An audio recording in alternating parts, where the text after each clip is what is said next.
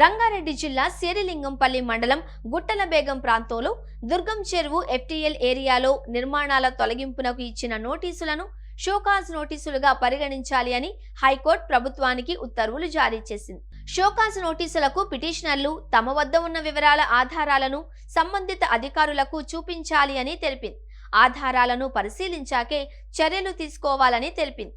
శేరిలింగంపల్లి మండలం గుట్టబేగంపేటలో 58.08 ఎకరాలలో 280 ప్లాట్లతో వేసిన లేఅవుట్లలోని స్థలాలను కొనుగోలు చేసి 1998లో ఇండ్లు నిర్మించుకున్న వాళ్లను తొలగించేందుకు వాల్టా చట్టంలోని సెక్షన్ 23 కింద డిప్యూటీ కలెక్టర్, తహసీల్దార్ నోటీసులు జారీ చేశారు. వీటిని సవాలు చేస్తూ పలు వ్యాజ్యాలు దాఖలయ్యాయి.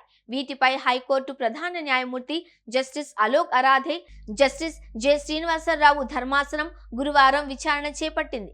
పిటిషనర్ల న్యాయవాదులు వాదిస్తూ 1988లో వేసిన లేఅవుట్లోని ప్లాట్లలో ప్రభుత్వ శాఖల అనుమతులతో ఇండ్లను నిర్మించుకున్నారని వివరించారు.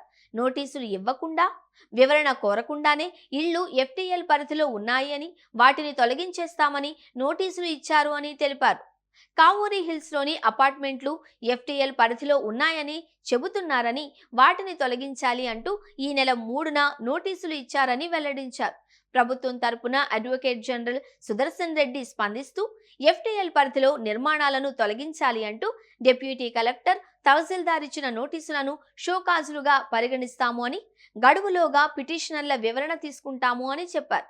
ఇందుకు హైకోర్టు అనుమతి ఇస్తూ విచారణను ముగిస్తున్నట్లు ప్రకటించింది.